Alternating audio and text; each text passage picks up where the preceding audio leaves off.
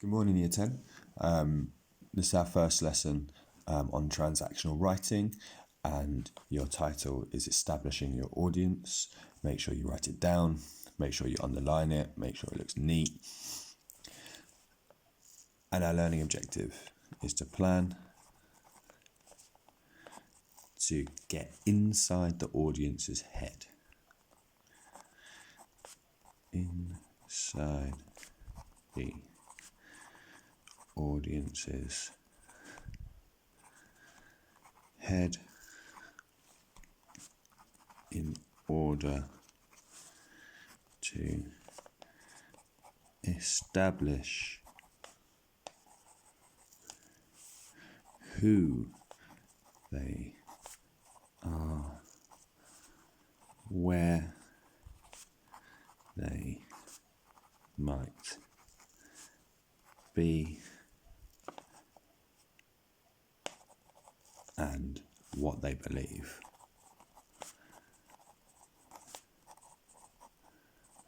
This is really important for transactional writing, because for transactional writing you are doing your piece of work, your speech, your argument, your letter, your article, and what you want to do is you want that to go into the mind of somebody else, and you want it to change their opinion. You want it to change the way that they think. And in order to change the way that somebody thinks, you have to know how they think. And so when we're establishing our audience today, we're trying to work out how that group of people might think, so you can tailor your work, tailor your writing to change them. So it's all about making them change, making them do something different, making them come round to your point of view so that they agree with what it is that you want them to believe. So we're going to make sure that we use two of our key words from our versatile vocabulary today. Okay, you've already written those down, and you've already got your definition. So we know we're going to use vulnerable, and we know we're going to use secure. And you should be secure in how to use those two things, those two words, and the definitions of how they're best used. Now, the way we're going to teach you how to do your transactional writing is using a structure called EPIC. And EPIC is really, really clear and really useful for lots of things. So you will see it in your files, and you can have a look at it at your leisure. But for now, what you need to know is that EPIC is a clear structure for writing non-fiction.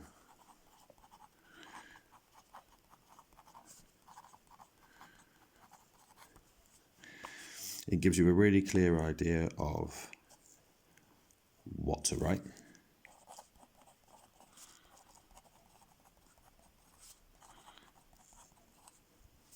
It gives you an order of how to write it.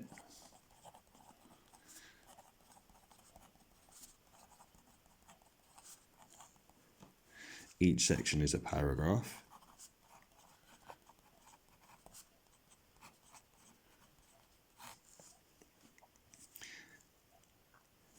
It applies to any type of text, to letters, speeches, articles. You can use it for all. It's really versatile. It's really malleable.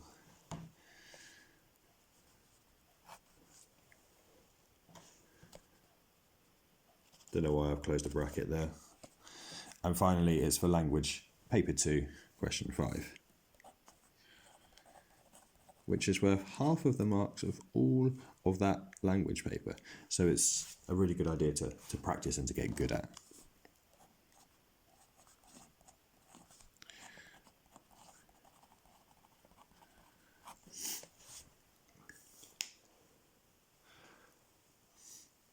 Let's give you a second to get your notes down.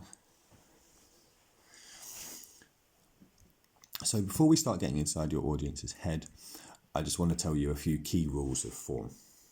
Form being the types of text that you're going to experience.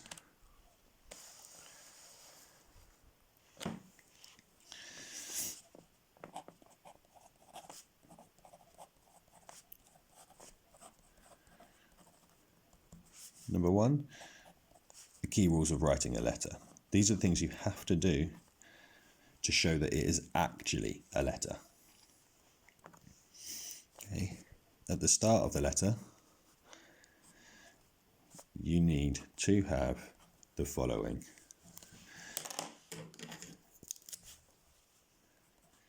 To whom it may concern, comma. Okay, that's how you need to start every letter. And you need to end every letter like this. Yours faithfully,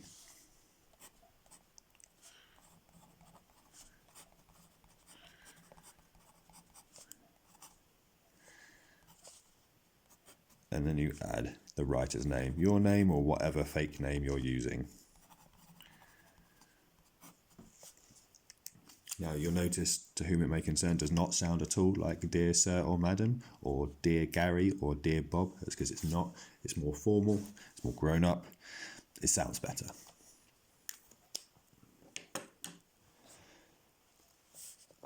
The next one is articles. If you're writing for a newspaper, a magazine, whatever it asks you to do, or whatever you might be doing in real life, you need to make sure that it starts with a simple title. If you can manage to make that title humorous, even better.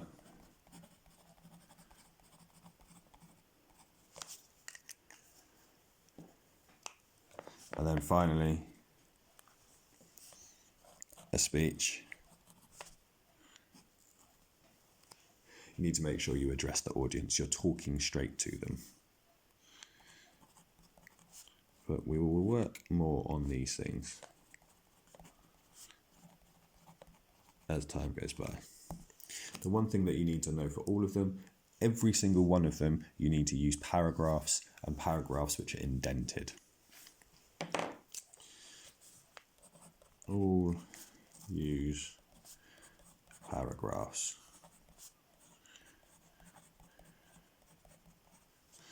Something key to remember.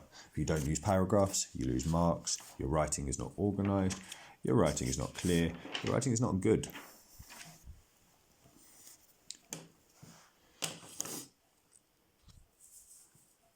Okay, let's have a little look at some of the types of questions or statements you might get, and then how to attack them and how to write about them and write about them in an interesting way. So,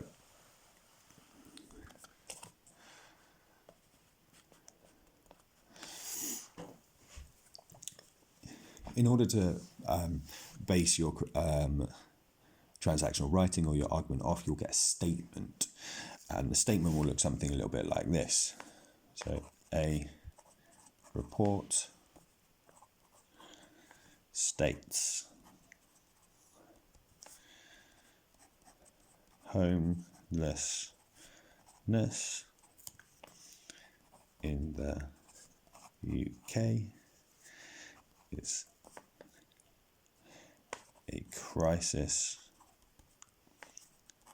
that is destroying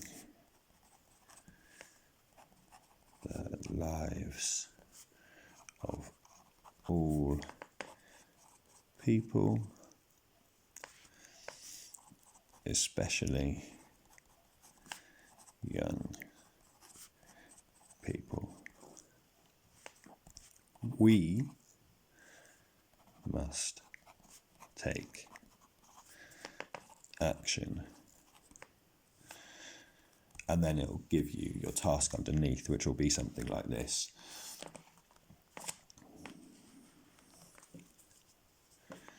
Write an article for your school newspaper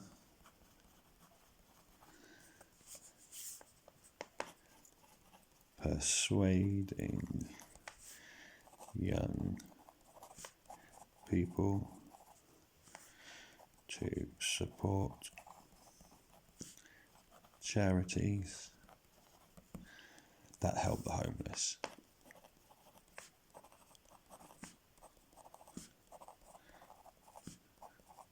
Great. I'll just pause a second to make sure you've got enough time to get it down on your paper at home.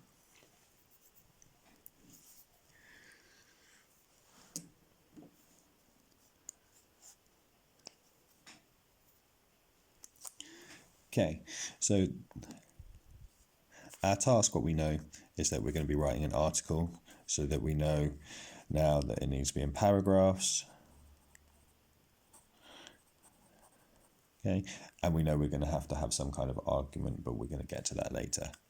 Our audience, who are we writing it for? Write an article for your school newspaper. So if it's a school newspaper, it is primarily targeted at teenagers.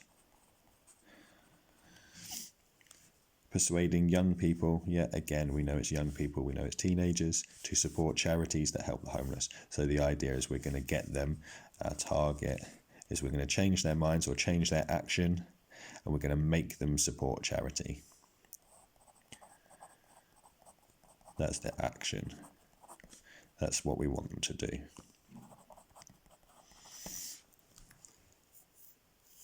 It's their call to arms. Now, having a look at the statement, we need to break that down as well. So homelessness in the UK is a crisis that is destroying the lives of all people. Okay, so homelessness in the UK, that is the issue and the place where it takes place, which is the UK. So the issue is homelessness. We know it's in a really bad state. It uses the word crisis. It also uses the word destroying the lives of all people, especially young people. So the focus is on how homelessness affects the young, and we know that it's really severe, it's really serious.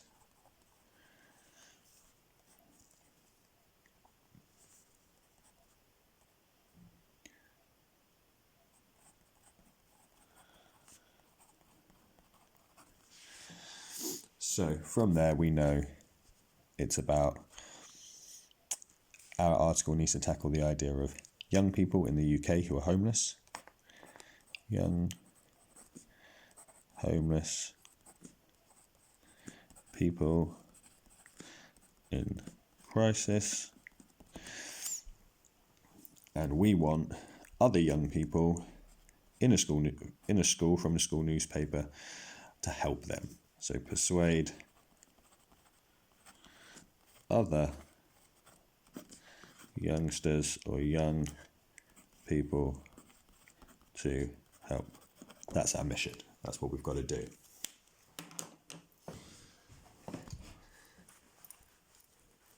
Now, our target audience here are teenagers. And if you're going to persuade teenagers or anyone to do something, this is the bit where we think about getting inside their head.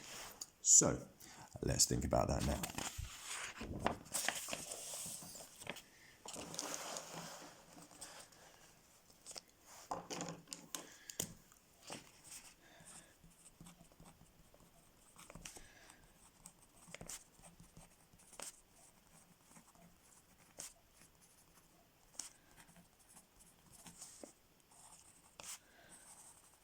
So write your subtitle, underline it, and then let's start thinking about what it is that teenagers care about. What is inside teenagers' heads? What is it that we need to consider?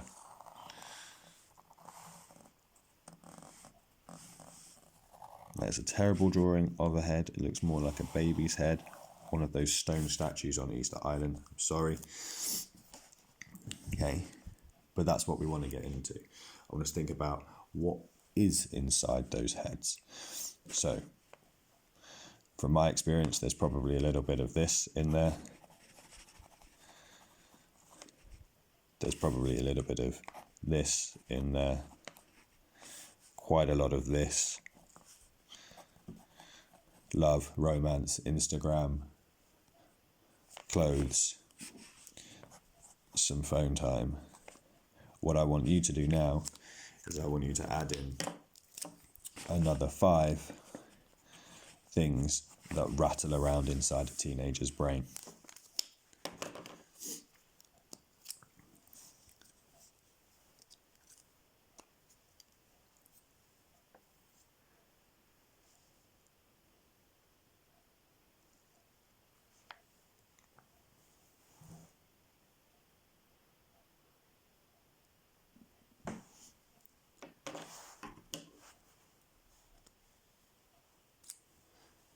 So you may have added in things like family, you may have added in things like music or football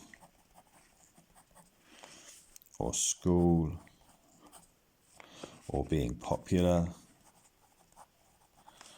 or films or, let's be honest, a bit of Snapchat. Or if you want to get into the real nitty-gritty of what teenagers really think about, you might have started adding things like food or sleep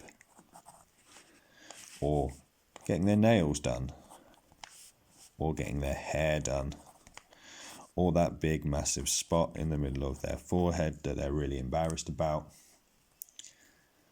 or quite frankly anything else that might be rattling around in there. Okay, but we need to know our audience.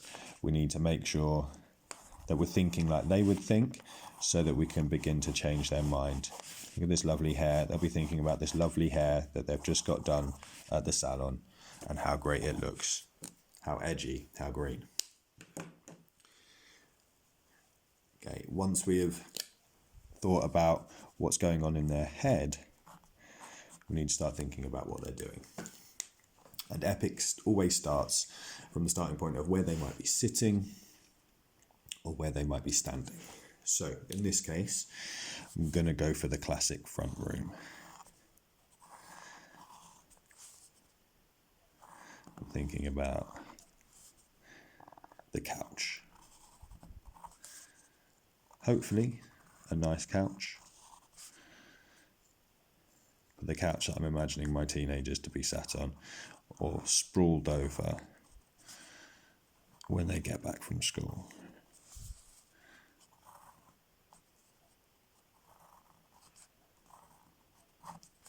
Not the best picture of a couch in the world, but it matches the terrible picture of the teenager, so, there you go.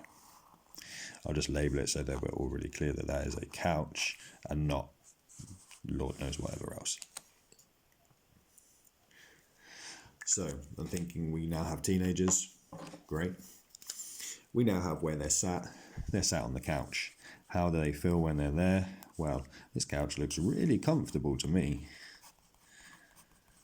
Really comfortable indeed. Yeah, it's probably, in a nice warm place. So I reckon it's probably quite warm,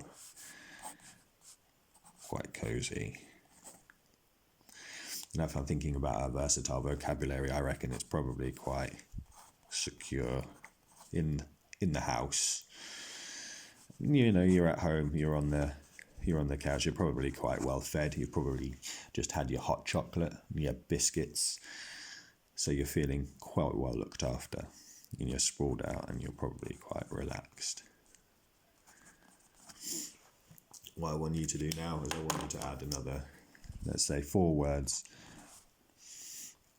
that show how they're feeling whilst they're on that couch. 1, 2, 3, 4. I'll give you a moment to get those down.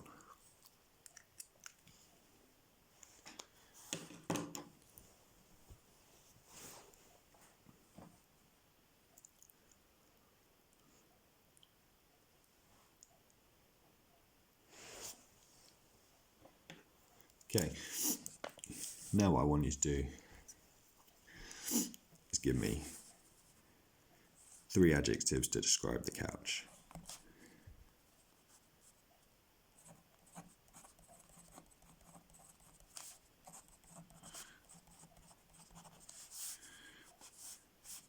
The first one being here, and here, and here. 1, 2, 3.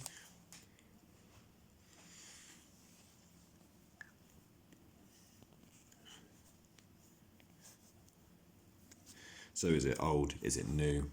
Is it familiar? Is it an old friend? I don't know, you tell me.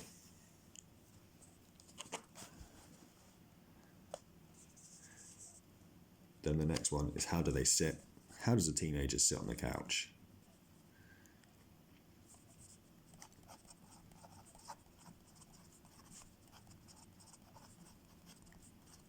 So I probably said words like sprawled to start with. I want 2 more from you.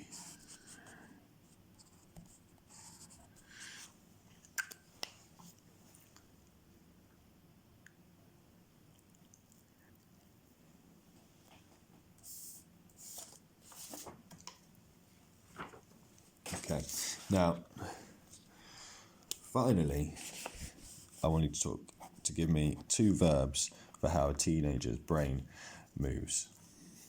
Okay, 1, 2. Is it whizzing? Is it whirring? Is it plodding? Is it clunking? You tell me. I'm going for plodding. It's after school. Everyone's a bit tired.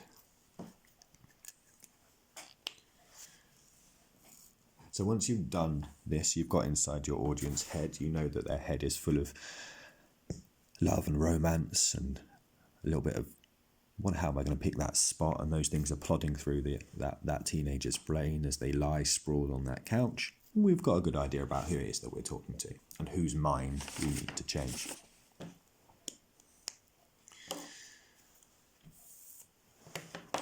Now, this is the first bit of the epic structure, how we're going to write it. So how do you turn this into something that's going to change the way that people thinks? So this is the establish section of epic. This is where we establish the audience, who they are, and this is how we write about them. So it goes a bit like this. As you sit,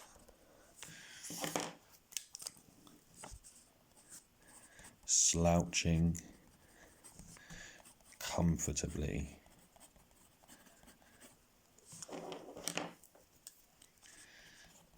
on your warm and familiar sofa, warm and cozy sofa, warm and cozy sofa.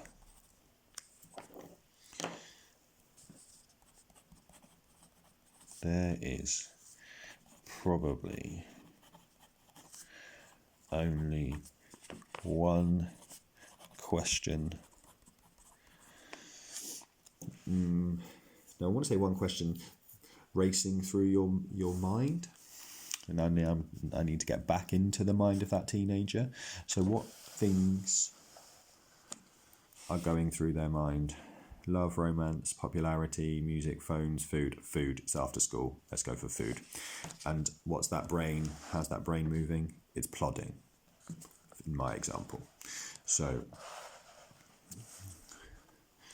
one question, plodding.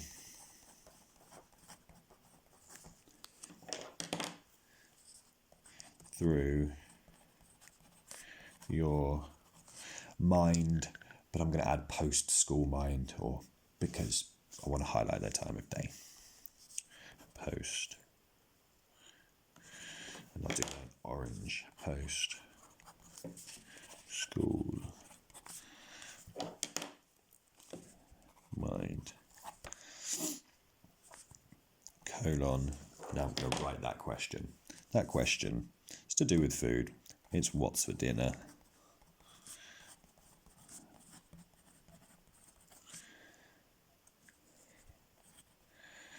So teenagers, happily, comfortably in their own home, they're only thinking about what they've got for dinner. They're not thinking about all of the homeless people out there that need their help. And it's your job to make them. And to that I say,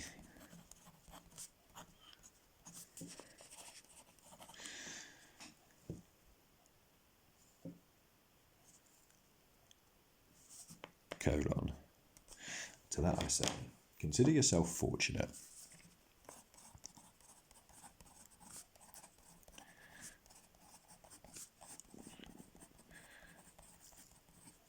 that you have the security, versatile vocabulary, version of secure, that you have the security, consider yourself fortunate that you have the security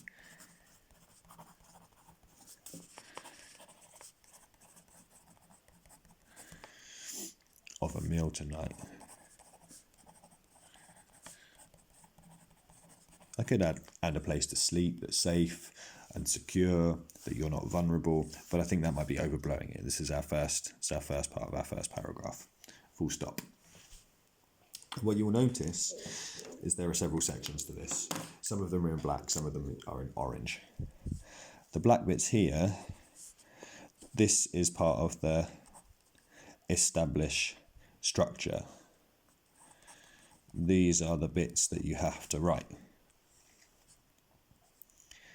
These are the sentence parameters, I guess. They're the things you have to work within. Okay. The orange bits, however, these are the bits you write yourself. This is where your creativity takes over.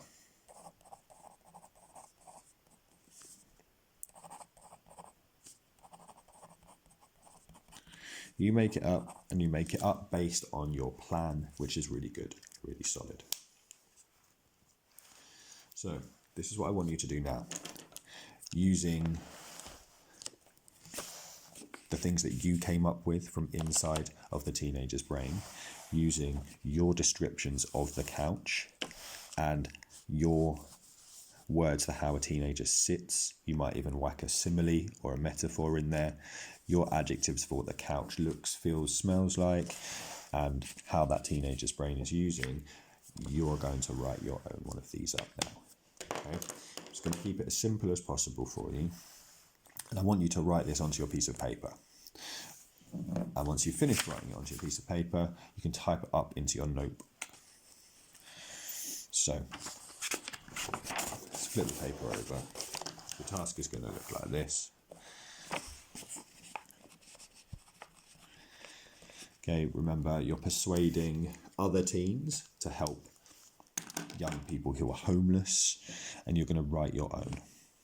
So you need to start with as you sit. Then you need to have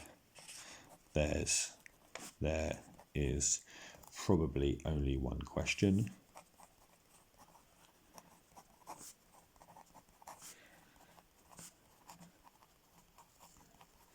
And then we know you're going to have the verb hopping, skipping, plodding, jumping,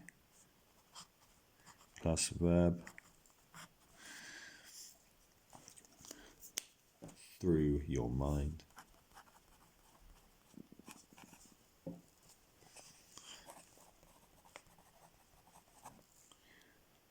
Colon.